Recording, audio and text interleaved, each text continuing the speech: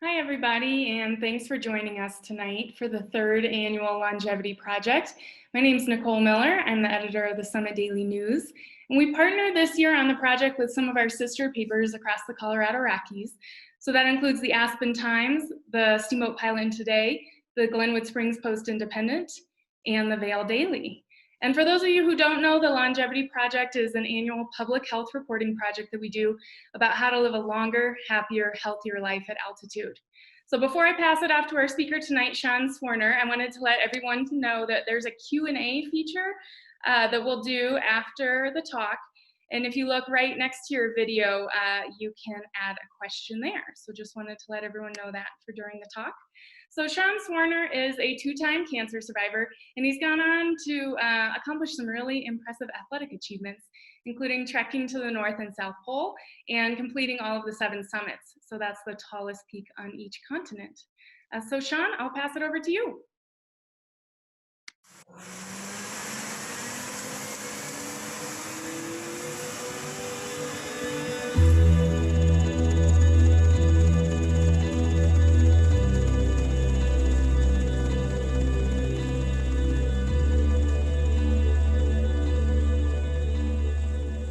As a 13-year-old, the doctors gave me 3 months to live.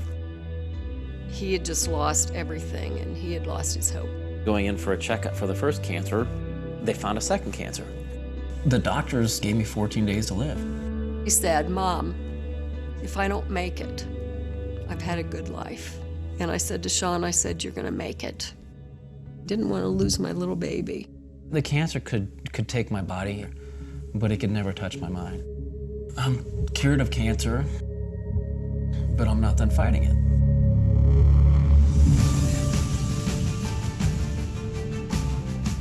And I'm going to continue fighting it just to give people hope and let them see what's possible.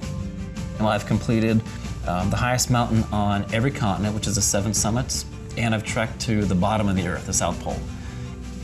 I only have the North Pole left.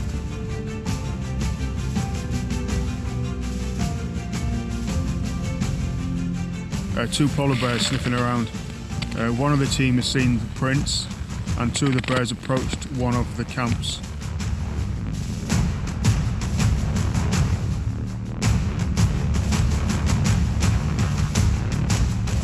Sun doesn't really do a good job of warming anything up. The only time this usually works is when it's about minus 40.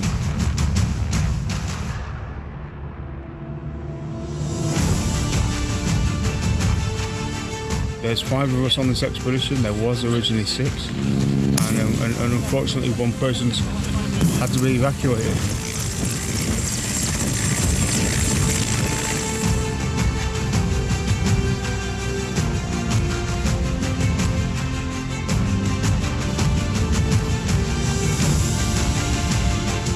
But it's a relentless place, the frozen ocean, absolutely relentless. Takes no prisoners.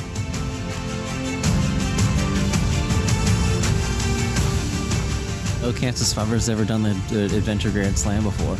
It's something that needs to be done, proving that you can go to literally the ends of the earth to give people hope.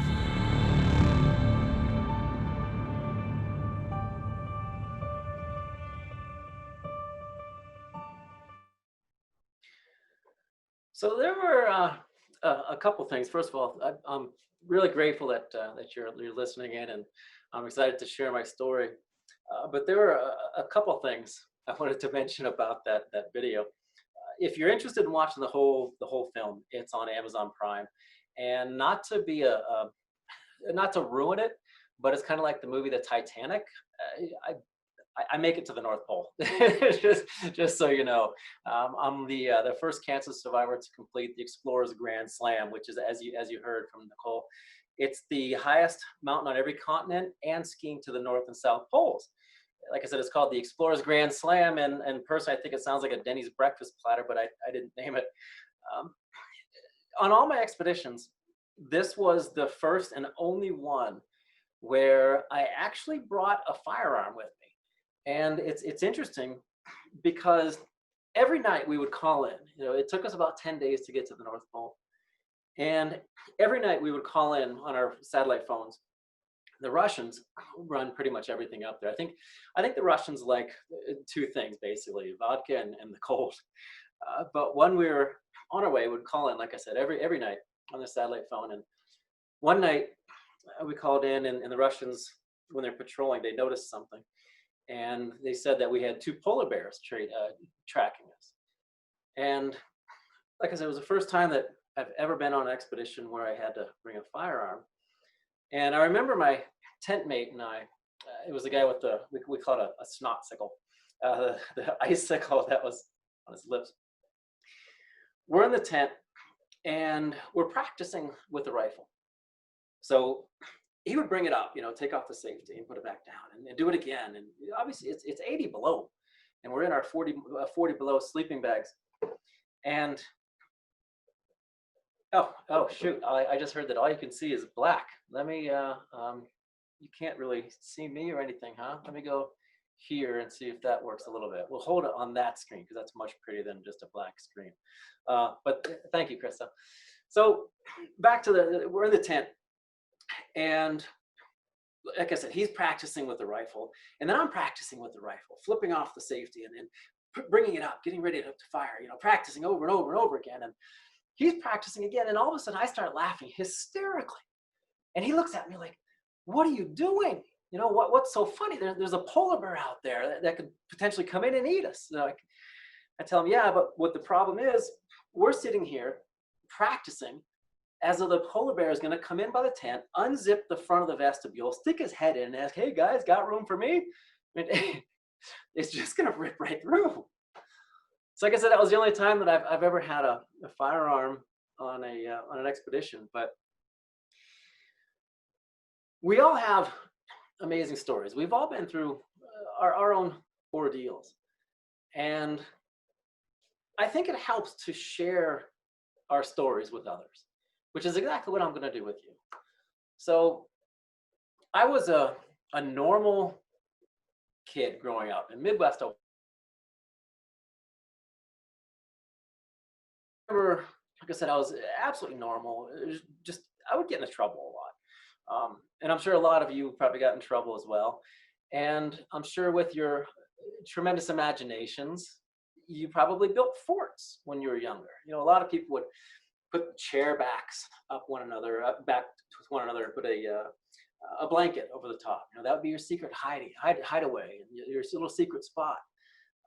But when I was about 6 years old, 6 or 7, I actually drew blueprints for an underground fortress, complete with like a snorkel so I could breathe, and a trap door that I was going to put grass on, and then everything, to hide it from everybody who was, trying to get into my fort. And eventually, after I drew the plans and everything, I remember, all right, well, it's time to put this plan in action.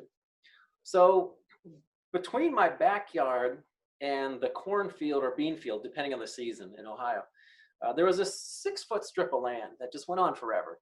And I thought, that's probably the best place to put it. Mom and Dad wouldn't appreciate me digging a hole in the backyard, so let's do it in someone else's property. So I started digging. I went to the house, the side of my house, and on the side of the house there was a shed that my dad had where all his tools were. So I opened up the shed and I grabbed the shovel, and remember, I'm 6, 7 years old now. Slung the shovel up over my shoulder, kind of waddled out there and started digging.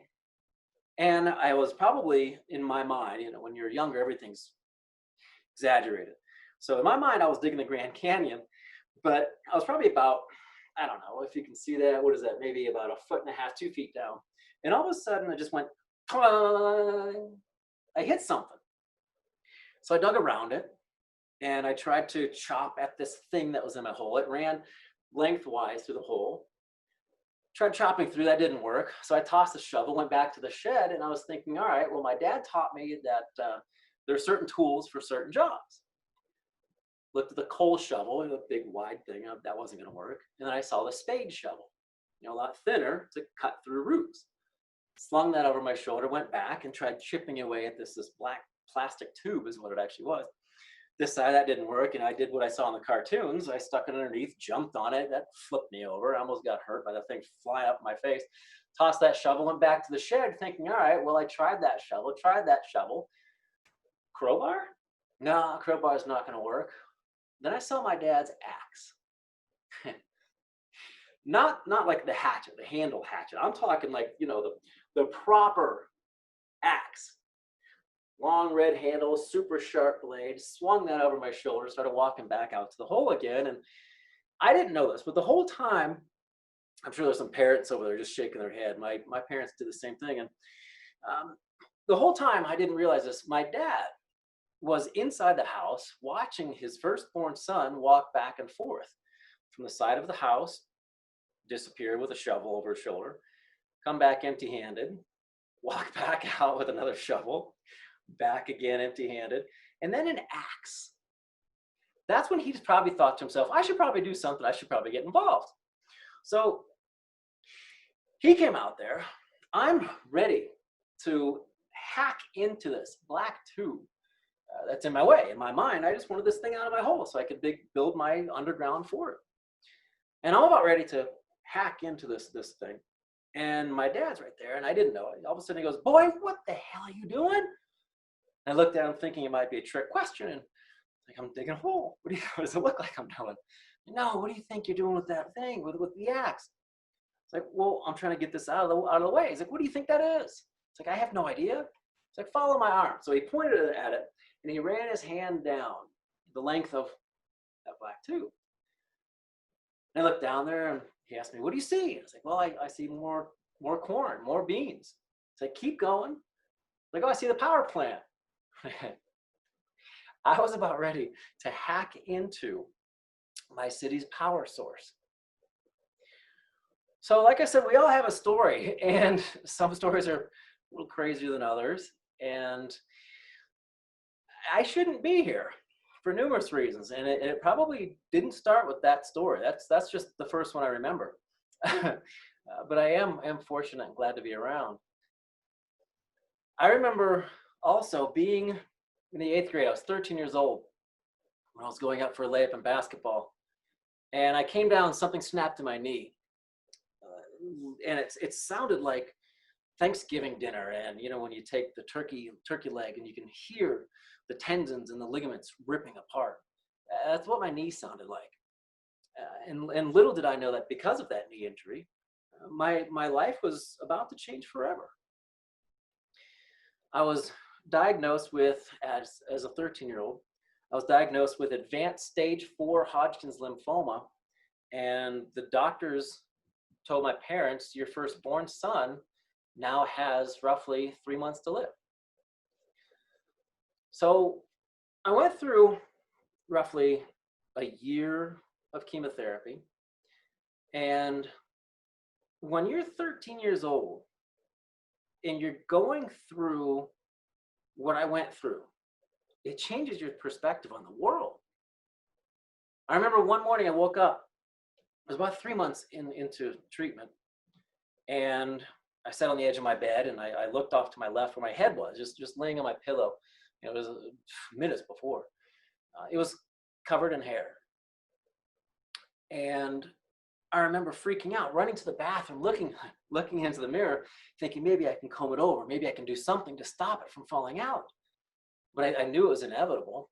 So I went into the shower, I turned on the shower, and it felt different this time when the water was hitting my head. It wasn't hitting my hair and then draining into my scalp and dripping down. It was hitting and splashing off my scalp and going straight down. And every time I brought my hands down from washing my head, my hands were just covered in hair. I collapsed to the shower floor, and I remember being on my hands and knees, weeping, pulling chunks of hair out of the drain, crying my eyeballs out. It was also in that same moment I was thinking of what my friends were doing when they were getting that morning when they were getting ready for school. Jerry, across the street, 2 houses down, one of my neighbors, same age. I was thinking he was probably getting ready for school, worried about the latest hairstyles, the nicest clothes, the nicest shoes. I think back then it was the Reebok, it was probably the Reebok pump. So kind of tongue in cheek, he was probably at home pumping it up going 26, 27, 28, the exact number he needed. I was worried about fighting for my life. So I looked at things a little bit differently than most people as a 13-year-old. But it was also in that same moment when I was on the bottom of the shower floor, I wanted to see things, like I said, differently. And I kept telling myself that I didn't want to focus on not dying. I wanted to focus on living. I mean, can you imagine how it would have turned out if I kept telling myself, don't die, don't die? I wanted to focus on something positive. I wanted to live. So like I said, I went through roughly a year or so of chemotherapy. I ballooned up 60 pounds overweight. Every joint in my body was swollen. I lost all the hair in my body, lost all my friends, lost everything. My life was on pause for a while. But thanks to the miracle of modern medicine, family support, prayer, and just an inner will to get up out of the hospital, I walked out a hairless, happy, bloated young man. I wish I could say that was the end of the story, but unfortunately it's not. I remember going in for a checkup for the first cancer when they found a second cancer, completely unrelated to the first one. And this time around, the doctors diagnosed me with a type of cancer that affects 3 out of 1 million people with a prognosis of 6%. And this time around, the chances of me surviving both of these illnesses is equivalent to winning the lottery 4 times in a row with the same numbers. I remember when they found the tumor on an x-ray, this all happened in one day. They found a tumor on an x-ray, they did a needle biopsy, they took out a lymph node, they put in a Hickman catheter, they cracked open my ribs, took out the tumor, put in a drainage tube, and started chemotherapy. And all that happened in one day. And I remember being in the recovery room after they did the needle biopsy. They did a wet reading on a wet read, which means that they weren't going to get the results that day. And the doctor came in to the hospital room and asked mom and dad to leave. And I remember grabbing I call him my little buddy, my little IV pole. You know, and as a 16-year-old this time around, we're all curious at 16. So I grabbed my little buddy and kind of waddled over to the door and just listened in. And you know, my dad and the doctor were having their casual chit chat. My mom was right there. She was like, you know, is it cancer again? She wanted to know. And the doctor said yes. And that was all I needed to hear. I didn't want to hear it anymore. So I grabbed my buddy and waddled back to the bed and buried my face in the pillow and lost it. This time around, the doctors told my parents that your 16-year-old son now has 14 days to live. So 13, diagnosed with advanced stage 4 Hodgkin's lymphoma, 16, advanced stage Askin sarcoma, 14 days to live. I went through 3 months of intense chemotherapy, 1 month of intense radiation therapy, and then 10 more months of chemotherapy. And every time I was in the hospital for a treatment, the doctors actually put me in a medically induced coma. I don't remember being 16 years old, except for that 1 month of radiation therapy where they bombarded, I don't know if you can see it, where they bombarded my right lung. And I had so much radiation, I now have so much scar tissue, I only have 1 fully functioning lung. So everything that you're doing and everything that most people are doing, they're breathing with 2 lungs. I have to breathe twice to make up for it. But I'm also very aware and mindful of what my body's doing.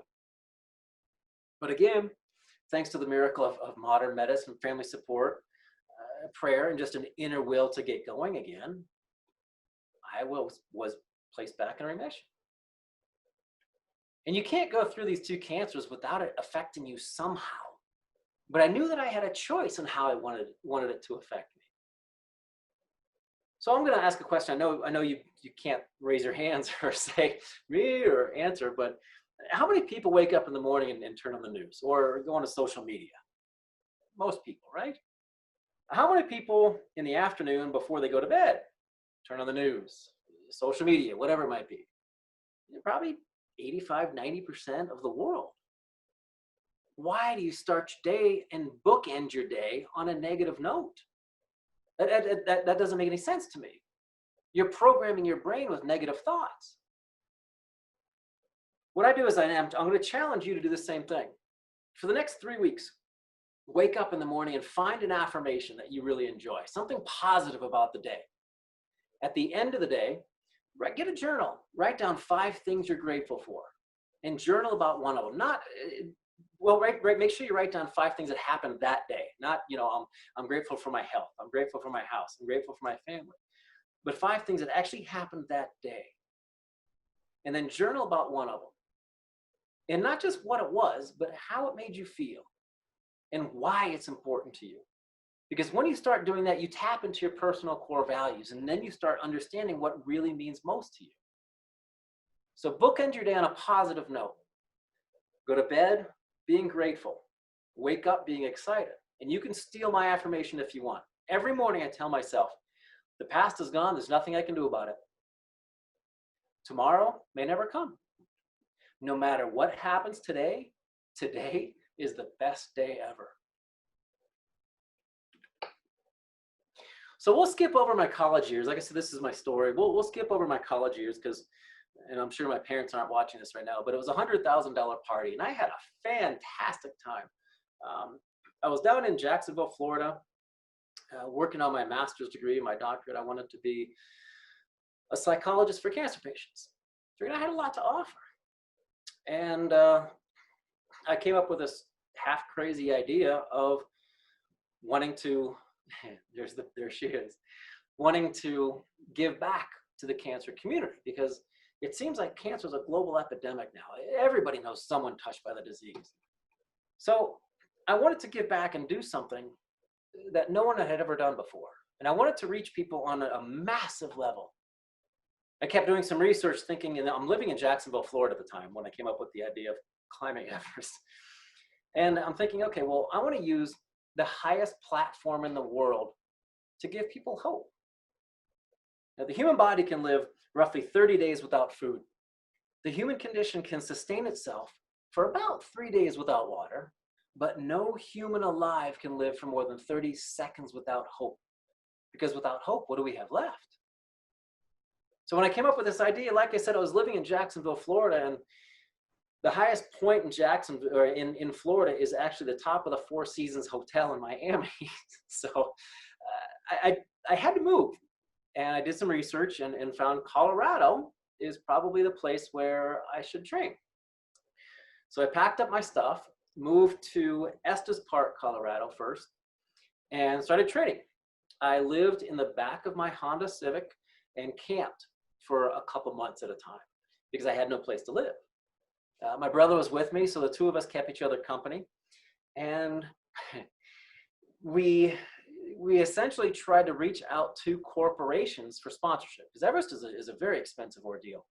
And I couldn't afford it. Just out of grad school, I had a lot of debt from college, everything.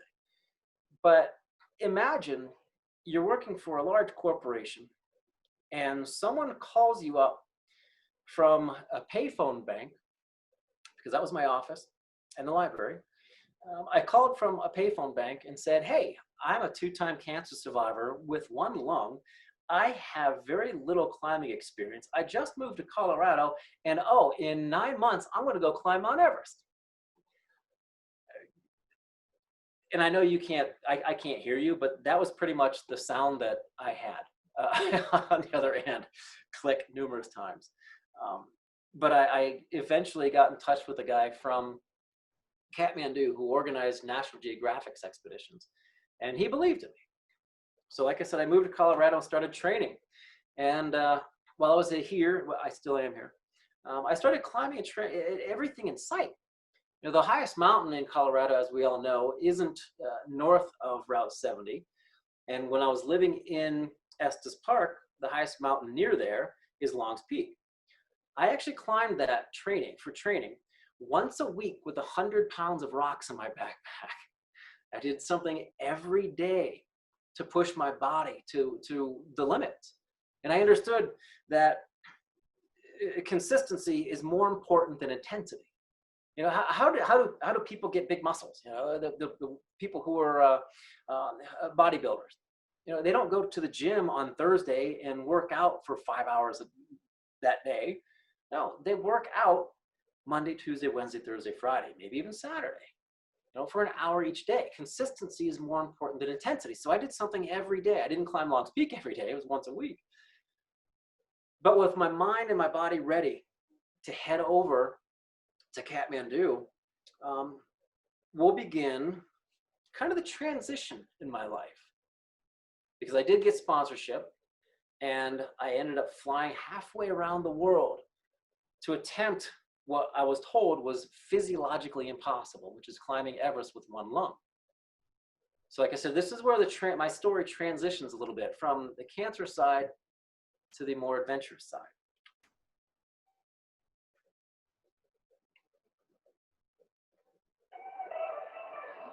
So Kathmandu is an interesting place.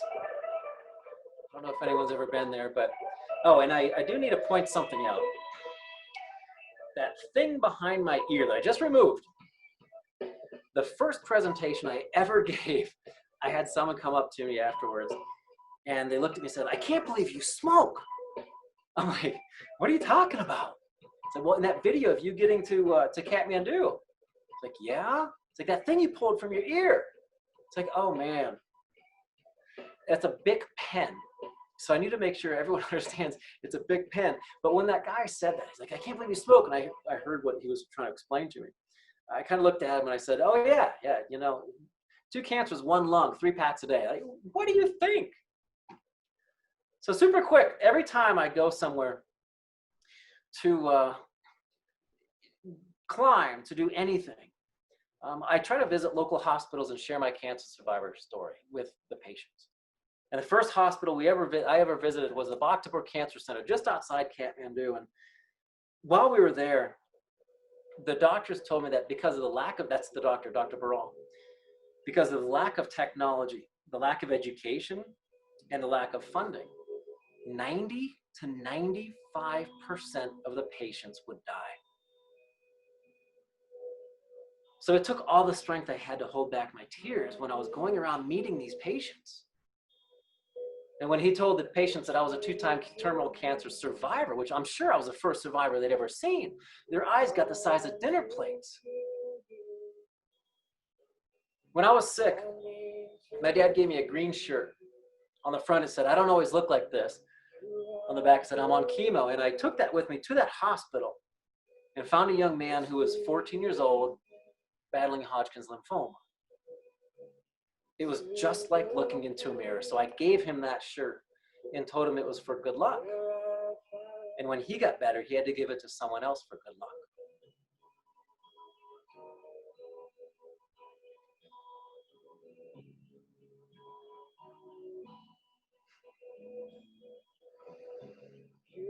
And I've always wondered what happened to that shirt.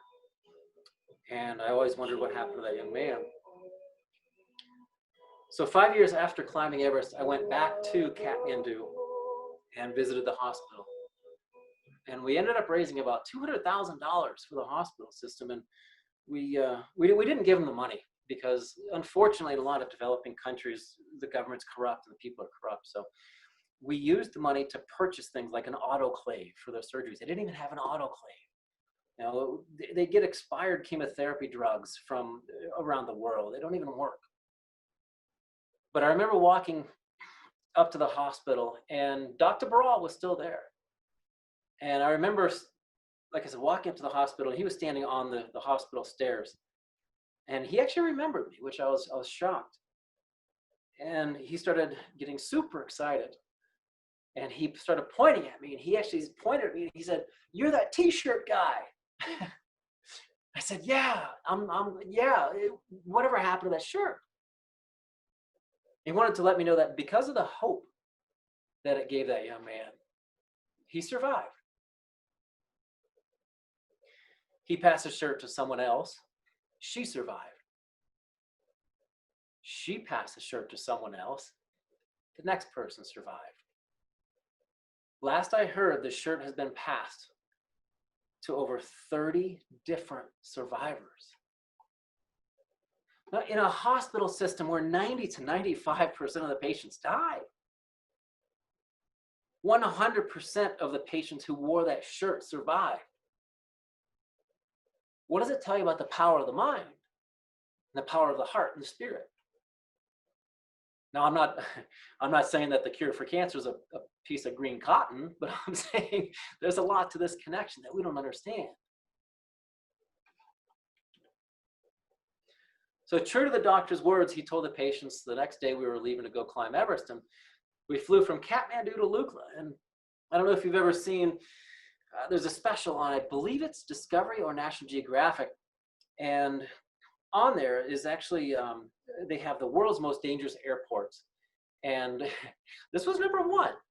And the reason it's number one is because the runway, when you come in, is at an angle, see if I can see myself in the camera there, is at an angle about like this. And at one end you have the Himalayan mountains, and at the other end is a cliff. And it makes you feel really good when you're coming in, landing, when you look out the window and you see old fuselages laying at the bottom. Yesterday, all my troubles seem so far away.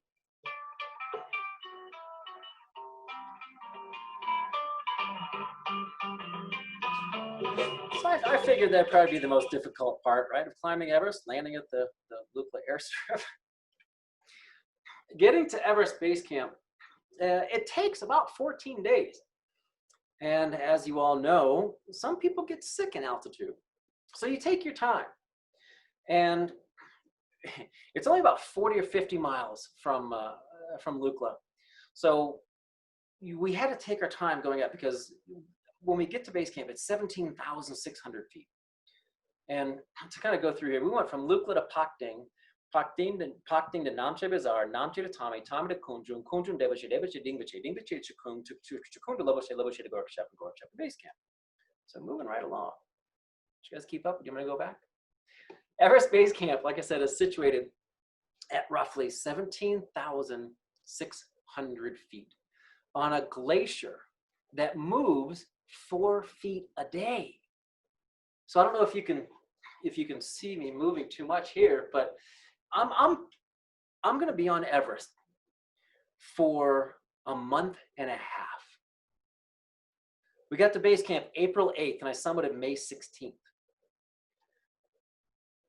On a glacier, moving 4 feet a day. Now let's just say this is 4 feet. Here's day one, here's day two, day three, day four. It's talk about frustrating. Every morning you wake up, you're further away from your goal. Every little tiny bit adds up to a tremendous change. And it's crazy when you're there, because they believe the mountain is a goddess. And when we got to base camp, I'd done all my research. I had trained my brain, the mind-body connection, visualized myself on top numerous times. But I never realized, and I never found anywhere in my research, that they call the mountain either Chumulungma or Sagamartha, which translates into Mother Goddess of the Universe. And we had to go through what's called a puja ceremony, where the lama, a religious figure, would, not the hairy one with 4 legs, a lama would speak to the mountain, and we would ask for permission to climb. So we got to base camp. This was the first I've ever heard of it. And I was thinking to myself, okay, well, I just traveled halfway around the world, trained like you wouldn't believe, spent 14 days getting up here, spent a ton of money on this trip. And now you're telling me the mountain has to tell me if I'm allowed to climb or not. So I lean over to my Sherpa friend and I ask him, well, does the mountain ever say no? And he said, oh yeah, the mountain says no all the time. I'm like, that's great. Like, what do you do? He said, you get a new lama, you perform a new ceremony, you pay that new lama more money. The mountain says yes. So apparently we paid the lama enough money, because we were able to have this spiritual ceremony at Everest Base Camp. And the mountain said yes. But I know a lot of times, you've probably seen those prayer flags hanging up, at people's houses or restaurants or something like that. And a lot of people don't realize the symbolism behind them. There are 5 different colors, represent 5 different elements of the universe. And they believe because they're blessed by the lama, they're made of silk and they flap in the wind. And each little strand that is torn off, is tattered off, they believe is a prayer floating to heaven, or good mantra around the world. So it has a much deeper meaning, which is fantastic. So like I said, we got permission to climb the mountain, and a lot of people don't understand what it takes to get up Mount Everest. I mean, I'm getting ready to climb up to over 29,000 feet. Jumbo jets level off and fly at that altitude.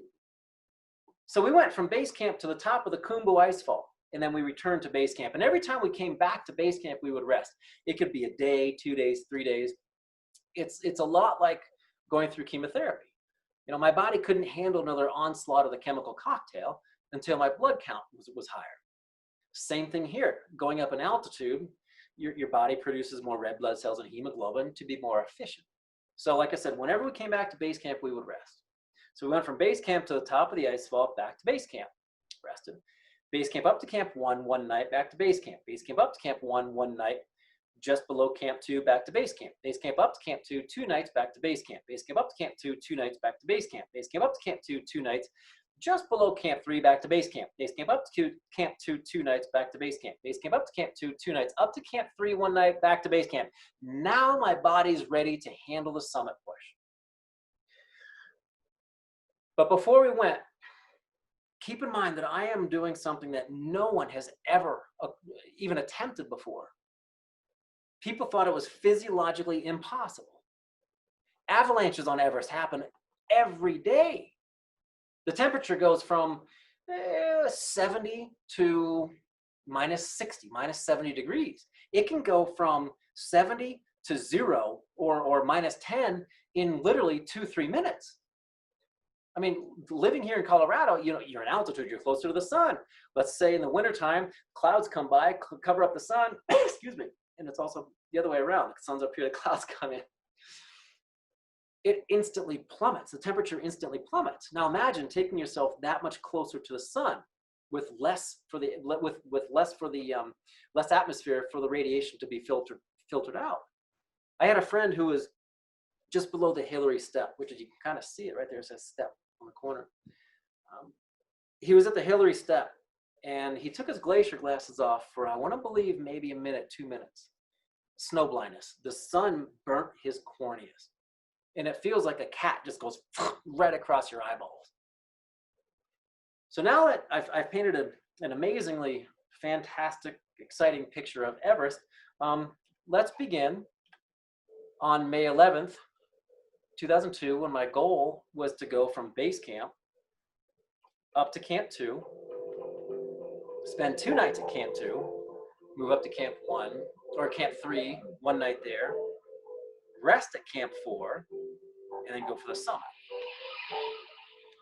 And I believe you also saw my fashion sense in boot wear. That was actually done on purpose because it's a nice contrast between the fluorescent yellow and the snow. So if something did happen to my body, they could find me a lot easier. So going through the Khumbu Icefall, and I know we're running a little short on time, but we'll be all right. I was given 14 days to live. What's an extra 5 minutes, right? Going through the Khumbu Icefall, it's the most dangerous section of the climb, and you can see in that picture, there are chunks of ice the size of buildings. And everyone knows what it sounds like when you have a glass and you have some ice in there, you pour some water in, that popping and snapping sound. Can you imagine what it sounds like when you're standing on a chunk of ice the size of a bus, and it starts doing that snapping and grinding sound? I mean, in fact, I was coming down from the Khumbu Icefall. I was coming down from Camp 1, and I was with my friend Kami Sherpa, who was one of the guides that I had over there. And if it wasn't for them, I don't think I would have made it. Most amazing climbers in the world. But we were standing on a serac, which is a chunk of ice, and there was a ladder in front of me. There was a lady going backwards, taking her time. And we started hearing that snapping and grinding sound on like a chunk of ice, like I said, the size of a bus. And you know how sometimes you feed off of each other's energy? Like when one person gets excited, the other one gets excited, and that person gets more excited, and that person gets more excited. It happens the other way too. Happens the other way around. When one person starts to get nervous, the other person starts to get nervous. So Kami was over here starting to get nervous. He was looking at me and I was looking at him. He was getting more nervous. I was getting more nervous. The lady who was on the ladder was taking her good old time. He starts to get more nervous, and I start to get more nervous, and I think to myself, the hell is he afraid of? He believes in reincarnation, which makes me even more nervous. He's over here chanting, Om Mare Padme Ho, which means hail to the jewel of the lotus. I'm over here going, Our Father who art in heaven, yelling at this lady. Like, woman, you gotta go, get down. So Akami went down, I went down, and when we were safe on the next chunk of ice down below, everything we were standing on disappeared. It fell into a crevasse. Oftentimes on these crevasses, you have to put ladders across them.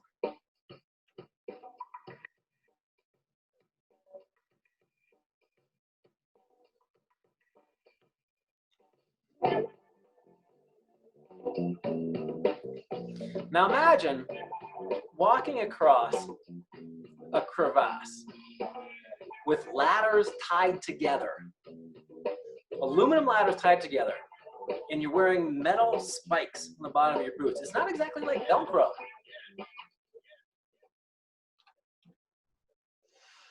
So eventually we did make it up to Camp 4, and it's called the Death Zone, and it's called that for a reason. It's 26,000 feet and higher. That's a death zone.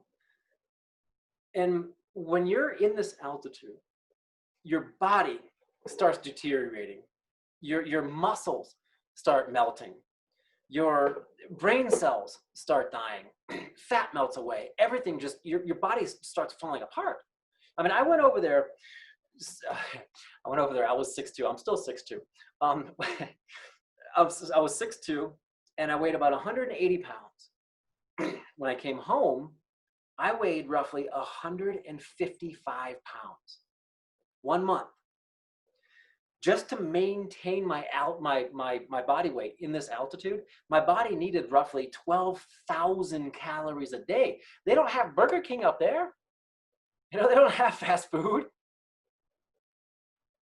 So when I got to Camp 4, our goal was to just rest and relax and try to sleep and wake up around 10 p.m. and go for the summit. And I remember we slept through our alarm clocks, and we were the last group to leave. I don't know if anyone's read Into Thin Air by John Krakauer or seen the movie Everest, but there was an issue at what's called the Hillary Step, where there was a bottleneck, and it's a section where only one person can go up or one person can go down at a time. It's not at the same time. It's one person up or one person down. And a lot of people died because when you climb Everest, you have a turnaround time. And no matter where you are, at that time, you go down. You can be 15 minutes from the summit or 15 feet from the summit, and you should still turn around. I probably wouldn't, but to put things in perspective, if you're going 5 feet every minute, you're moving fast. Because your body just cannot get enough oxygen. Your muscles can't get enough oxygen. Your brain can't get enough oxygen. So I remember waking up and looking out of the tent. And on the ridgeline, I remember seeing what looked like a string of Christmas lights, because everyone's climbing in the middle of the night and they have headlamps on. It was like one headlamp after another, after another, after another. And I radioed down to my brother on the radio, not the satellite phone. Radioed down to my brother, we better get going with the last group to leave. So I do remember one moment that I want to share with everybody. And that's when I was on the summit ridge. It was a knife ridge. And off to my right side, it literally dropped off 2 miles down into Tibet. And off to my left side, it dropped off 1.5 miles into Nepal. And the sun was coming up. I couldn't feel, because we've been climbing all through the night, I couldn't feel from my knees down. I'm bouncing up and down, trying to get, blood circulation going to my toes. I thought I was going to lose the lower portion of my legs. Sitting there bouncing up and down, 2 miles off to my right side, 1.5 miles off to my left side, I can see the sun coming up. And it's the most amazing purple, blue, yellow, orange, the most beautiful sunrise I've ever seen in my entire life. And I looked a little bit closer, and at that level, at that altitude, the horizon's not flat. I could see the curvature of the earth. And I was thinking, it can't get any better than this, until I looked off to my left side, and straight out, without looking up, straight out at eye level, were stars. I had the most amazing sunrise of my entire life on my right side, stars at eye level over here on my left side. And it hit me. I knew I was going to make it. Started tearing up, getting so emotional. Huge mistake when you're up at that altitude and it's that cold. My goggles froze up on the inside. I had to take those off and replace them with glacier glasses. But eventually, you can kind of see the curvature of the earth there. That's the summit ridge. That's your infamous Hillary step right there. The south summit, the route up, and at 9:32 in the morning on May 16th, 2002, I became the first cancer survivor ever to set foot on top of the world. As I said earlier, I visit hospitals all around the world and try to share my survivorship story with the patients. And one thing that I want to try to impart on people and help them realize is get in touch with their personal core values. One of mine is helping others, and I really enjoy that. You know, I'm sure you can relate. Even if you don't celebrate Christmas, whatever, it's fine. You'll get the analogy. But I'm at an age now where I get more out of giving things to people than I do receiving things. You know, I take a group up Kilimanjaro every year. In fact, I just got back 3 weeks ago. I did a back-to-back trip up Kilimanjaro. And people always come up to me and they say, you know, thank you for getting me here. And I tell them, I didn't do anything to get you here. Light bulb goes off and all of a sudden they're empowered. That's what I get out of it. And on my first mountain, yes, Everest was my first mountain. And I know it's crazy, but I had help. I had motivation. I had hope going up there, because the whole time I was climbing, I had a flag that was about this big. That had names of people touched by cancer. And if you look in the middle of that picture, the kind of off yellow color, that off yellow flag, if you look right at that, that's actually a flag that has names of people touched by cancer. Forever commemorating the struggle of cancer patients worldwide. That was my hope, my inspiration. And I left that flag up there forever. After climbing Everest, I decided, okay, well, the world's a pretty big place. Why not go attempt something called the 7 Summits, which is the highest mountain on every continent, which I accomplished, and I did with thousands of other people who've been touched by cancer, because on every one of those peaks, I took a flag to the top of each one of those continents. Names of people touched by cancer who are in remission, who are battling, or unfortunately people who have passed away. And on the bottom of the flag, it always says, dedicated to all those affected by cancer in this small world, keep climbing. So a lot of people always, ask me, how did you do what you want to do? Or I'm sorry, how did you do all that stuff with one lung? And I'll just kind of graze over this super quickly. You know, they're embedded, the stories, the lessons are embedded in the stories. And when I was on the shower floor, what did I do? I focused on what I wanted, not what I didn't want. Training. I focused on doing something every day, being consistent.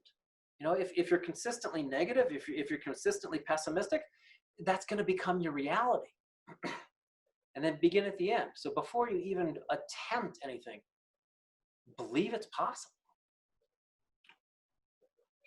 And I'll wrap it up here super quick, and we can open it up to questions. But one of the things that, well, first of all, you just heard a story about a crazy kid who's done some things that no one has ever done before. Because if you add in Everest, the 7 summits, the 2 poles, and the Hawaii Ironman, there's actually one person in history who's ever done all that. And he's trying to instill some inspiration and hope into some people who are right out there. So I've been very fortunate, very blessed. But there was one time I was giving a presentation about a year ago, and something really hit me.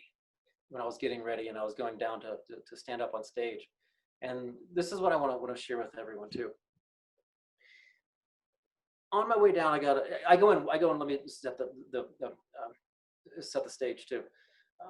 Every year I go in for a checkup, and I have to because no one's ever had Hodgkin's and Haskins before. They just don't know what's going to happen to me. So I go in every year for my blood work, every year for a checkup, and I see it as a new lease on life. I see, okay, I have 300 and some odd days to live again. So I see, like I said earlier, life from a different perspective. But when I was getting ready to go down for my presentation for this group, my oncologist called, and it was shortly after my blood work. And she told me that everything was great. It was fantastic. And obviously I was super excited. I got another lease on life. This is great. Let's do it. And when I was wrapping up my presentation for this group, I started getting emotional. I changed everything. And I told him, you know what? I just got a phone call from my oncologist. Like, I just need to share what happened. I put it on social media like everybody else does with their lives. I called my mom, called my dad, called everybody. And everyone kept saying, you only live once, man, fantastic. YOLO, hashtag YOLO, you only live once. And I thought to myself, you know what? No, it shouldn't be you only live once. You only die once. You live every day.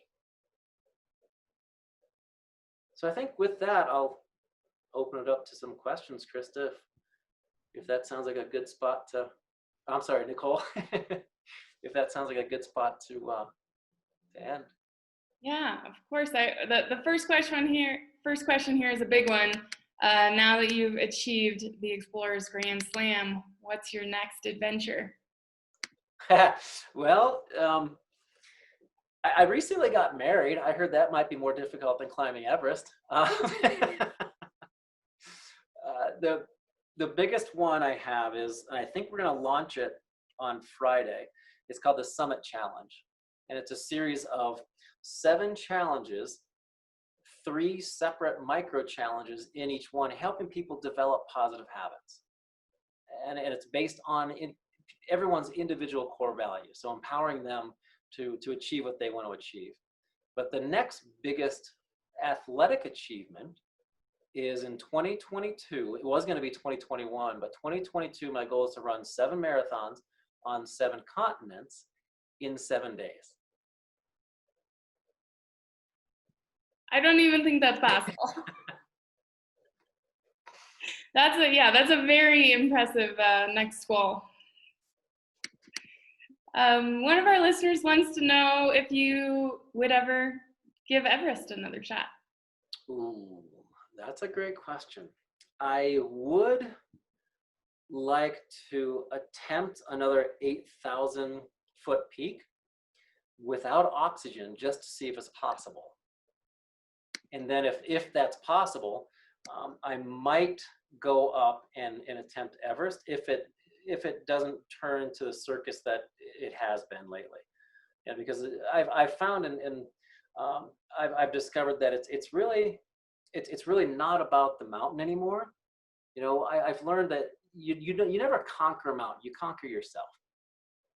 And I think it's also about the camaraderie of the people.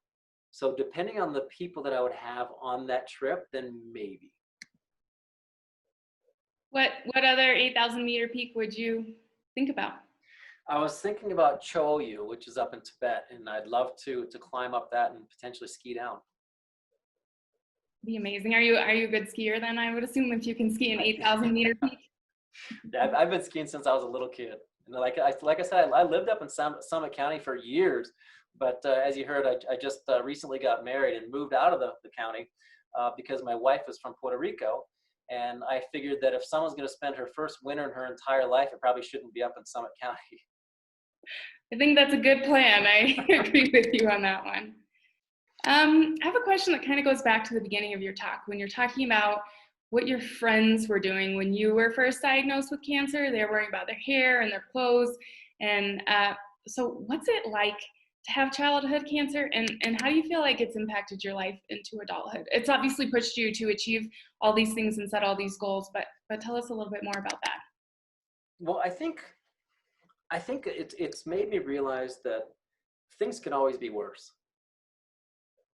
You know, I can always look back at what I've been through, and when I do that, I have a choice on seeing something horrible and traumatic, or I can see it as an opportunity to build and grow stronger. And I think that was instilled in me with my parents, because I was a swimmer for years and years. You know, I was in athletics for forever. In fact, a year after I was placed in remission from my last cancer, I won my high school's league track meet, the 800-meter run. And I think it's because I don't try to keep up with other people. I don't try to beat other people. One of the things that my parents always taught me when I was younger was I never had to be the best. I had to be my best. And I think that really helped. And that helped me through the cancers as well. And looking at life just from a different perspective, because like I said, you know, things can always get worse. They can always be worse. But as opposed to focusing on what I don't have, I focus on what I do have. And I think that really helped. And in going through the cancer at such a young age, it changed my entire perspective. I mean, it forced me to grow up. And looking back at it now, it didn't force me to mature. You know, it forced me to grow up, I think. So one of the people who's watching wants to know a little bit more about your one functioning lung and whether you have any special breathing techniques that you use to accomplish your physical challenges. Absolutely. It's amazing how the human body can adapt. So I can't show you now because I'm not, I said I'm 6'2", I'm not 6'8".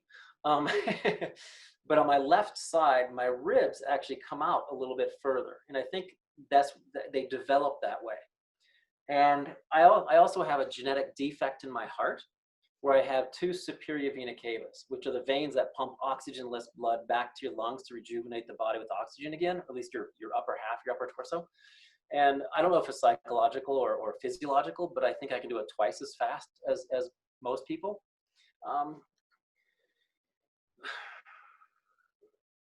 Breathing wise, however, I think I've trained myself over the years to be very mindful of taking a deep breath. So if you look at babies and you look at people who are sleeping, you know, everyone breathes through the diaphragm, right? Because you're relaxed. But what happens is stress over the years, work, people, whatever. That's when people start taking the shallow breaths, right? And that also feeds into more anxiety because there's a mind-body connection big time here.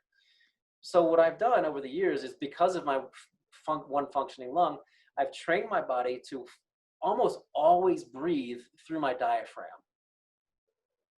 And I think if people start paying more attention to actually how they breathe, yes, it's on autopilot, and that's great because otherwise we'd all be dead. You know, breathe. It doesn't work that way. But if you're paying attention to how you breathe, and I think that's what I've done over the years, is I've actually trained myself to learn how to breathe again, like a child.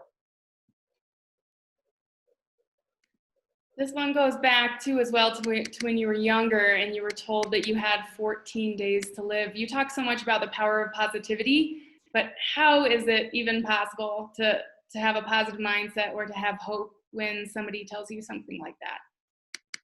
Great question. And when that happens, you start focusing on what's important to you. You know, your core values. For me, it's family. You know, that's one of my personal core values. And I realized that I wanted to be around for my family. I wanted to do what I could for my family. So when someone tells you traumatic news like that, you have a choice in any situation, in every situation. One of the greatest freedoms we have is the freedom of choice. And you can choose how you react to anything that happens to you. You know, and once you own your position in life, and once you own where you are in life, and once you own who you are, and once you own how you feel, then you're free to do anything.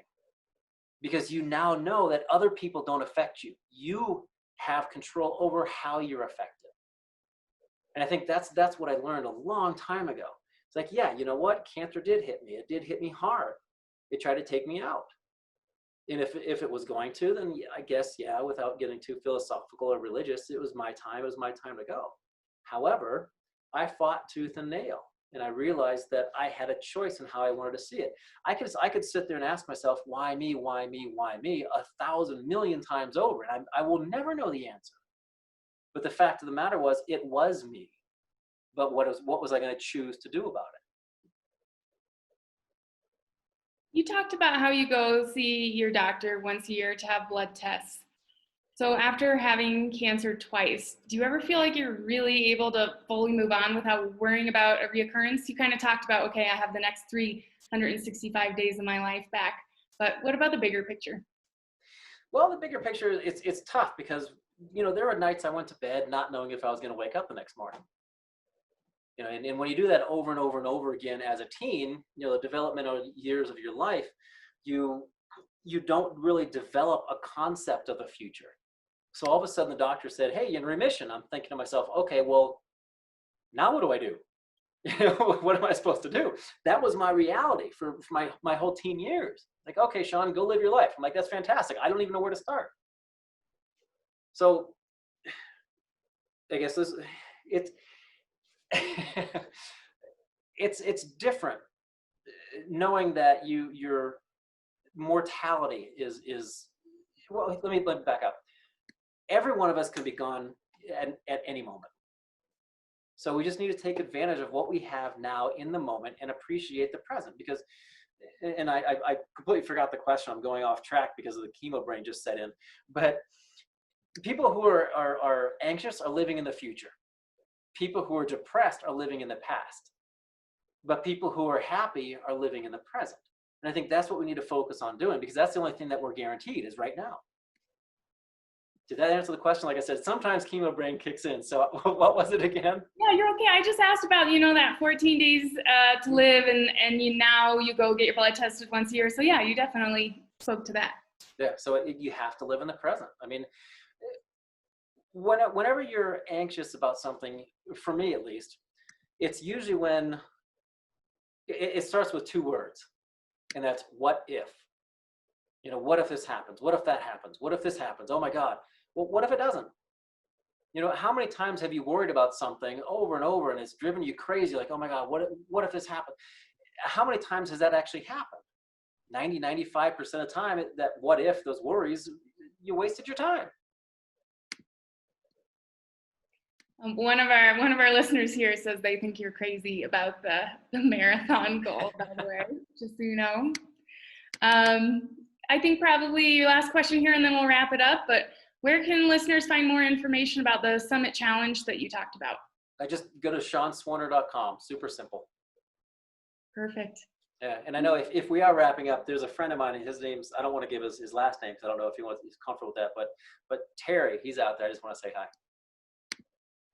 Well, thanks so much for being with us tonight, Sean, and thanks to all of our listeners.